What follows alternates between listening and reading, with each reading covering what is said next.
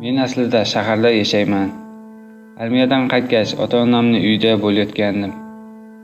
Bir kuni mahalliy do'konlardan birida do'stim bilan ichib o'tirgandik. Armiyadan qaytganini birga nishonlayotgan edik. Ko'p ichib olganimiz sababli ko'chada egnimizga qo'limizni qo'yib, qo'shiq kuylab yurgandik. Keyin to'g'rimizda bitta mashinaning kelayotganini ko'rdik. Yaqinroq kelgach, 30 yosh atrofida bitta ayol mashina oynasini ochdi.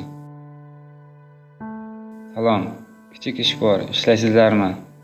Shu so'zlarni aytib kuldi. Juda ko'p ichib olgan bizlar esa "Qancha berasiz?" dedik. Keyin bizga $100 berdi. Yana ishni bajarib bo'lgach ham olasizlar dedi.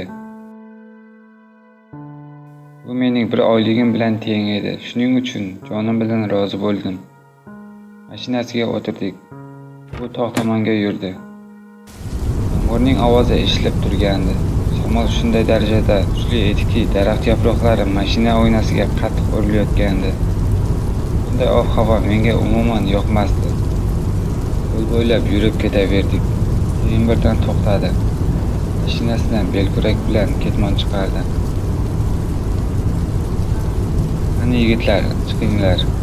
O'shanda unga qarab turib, g'alati bo'lib ketdim. Undan boshlab gumonsirab boshladim.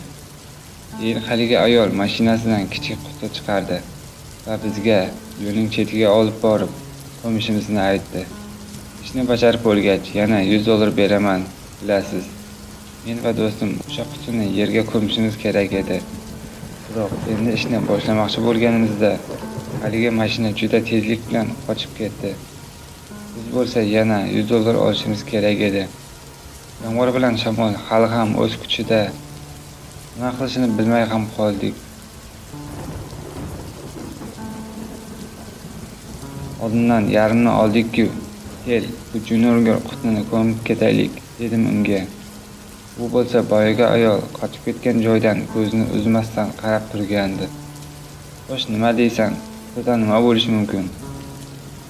Ayol ketgandan keyin xursandligi tutib qoldi. Mening tezda uyga qaytgim kelayotgandi va buni rad etdim. Baribir meni bunga ko'ndirdi. Keyin u qutini ocha boshladi. Quti ichidan nimadir ro'molcha bilan yopilgan ekan. Men ko'z bilan ko'raylikki, ichida kesilgan barmoqlar bor edi. 10 ta kesilgan barmoqlar, o'lchami ham kichik ekan. Kichkina bolakay yoki qizaloqning barmoqlari bo'lsa kerak deb o'yladim.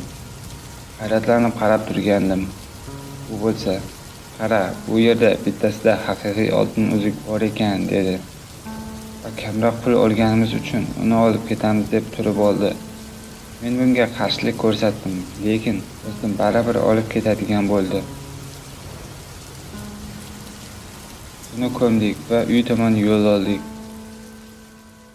O'sha kundan keyin men kasal bo'lib bir necha kun yotib qoldim. Shu vaqt ichida do'stim men bilan bog'lanmadi. Bu menga hayratlanarli tuyuldi. 2 hafta uyda yotib u bilan gaplashmabman. Nima bo'ldi ekan deb unga qo'ng'iroq qildim. Telefonni onasi ko'tardi. "Voy bolam, qanday aytay? Do'sting bir necha kun oldin olamdan o'tdi. Qattiq yomg'ir ostida qolib kasal bo'lgan edi." Keyin yotgan yotog'ida jonsiz topildi.